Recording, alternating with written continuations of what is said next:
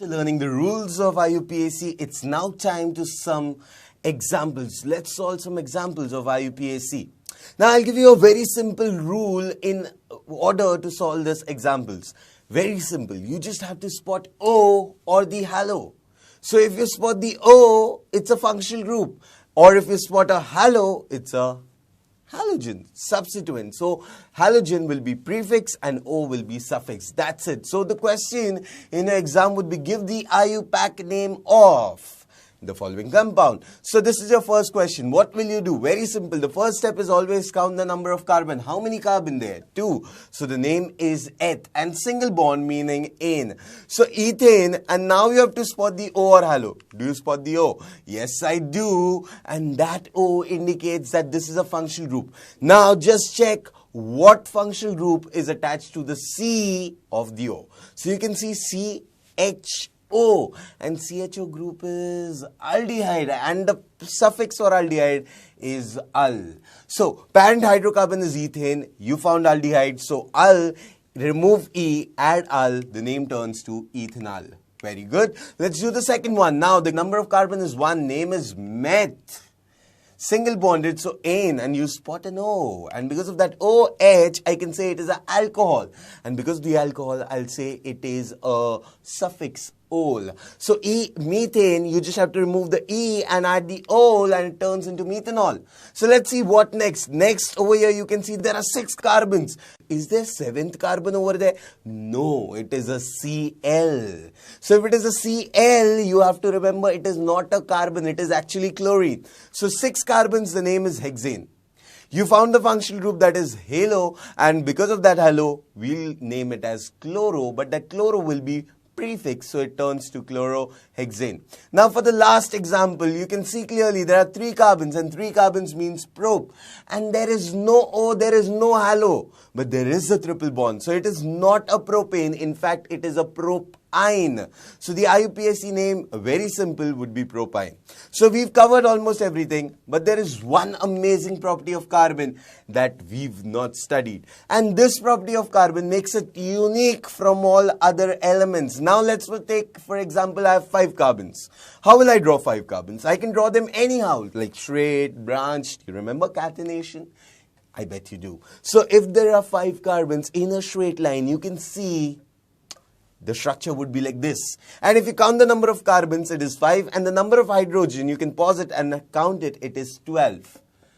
In this, you can see I've drawn the 4 carbons in a straight line and 1 in a branch chain. Therefore, I can say it is different from the first structure. So you can clearly see here also it is C5H12. And now this is another structure where 3 in the straight chain, 1 above, 1 below. And here again there is C5 and H12. How is that possible? Count the number of carbon and hydrogen atoms in all the structures. You do it and you'll also get the answer. Carbon 5, hydrogen 12. Molecular formula of all the 3 is C5H12. All the structures are same. Are they? They're not. Then what compounds are these? These compounds with identical molecular formula but different structures are called as isomers. So then what is the special property? Sir, what is so amazing about it? All the 3 structures are same, still we have to study it differently? No. The reason why we are calling them isomers is because iso means same and mer means molecule. So all of them will have the same name, that is pentane. But because they are different, we'll have to name it differently. And this property of carbon is called as isomerism. So in this isomerism, let's learn. So these compounds are called isomers of pentane since the formula is C5H12. How to identify straight and branch chains? Sir, how do we do that? Let's see. Branches are never on the first and last carbon. This is the rule for isomerism. Never on the first and last carbon. So let's see which is a straight or a branch chain. Here you can clearly see that this is a straight chain. So there is no point arguing over this.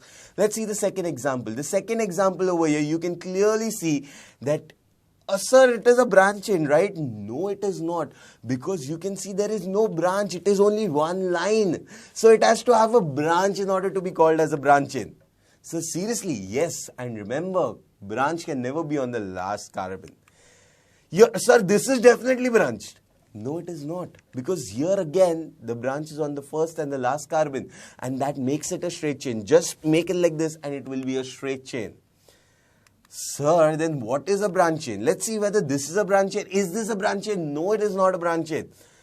So then what is a branch chain? This is a branch chain because you can clearly see 3 in a straight line and there is a branch. There are 2 ways, 3 ways to draw the straight chain. So that is why I'll say that is a branch chain. Whereas even this, you can see the branch is attached to the center carbon and that is why I'll say it is a branch chain. So can you draw structures? Now structural isomers of propane. If I ask you to draw the isomer of propane, will you be able to do that? Maybe, maybe not. Let's see how.